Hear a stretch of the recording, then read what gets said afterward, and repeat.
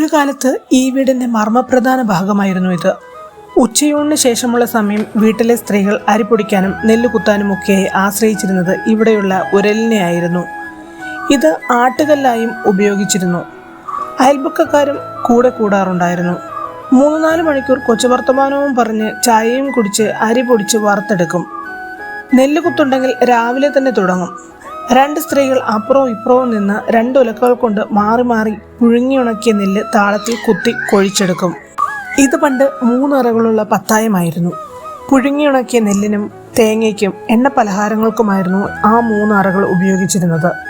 തടി കൊണ്ടുണ്ടാക്കിയ പത്തായ ഭിത്തികൾ ആധുനിക ജീവിതത്തിലേക്ക് വന്നപ്പോൾ പ്ലൈവുഡ് കൊണ്ട് മറയ്ക്കപ്പെട്ടു.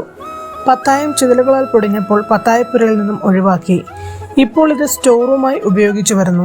ഇന്ന് ഇവയെല്ലാം പഴയകാല ജീവിതത്തിന്റെ ഓർമ്മപ്പെടുത്തലുകൾ മാത്രമാണ്. അപ്പോൾ അത്രയേ ഉള്ളൂ. അടുത്ത വീഡിയോയുമായി വീണ്ടും കാണാം.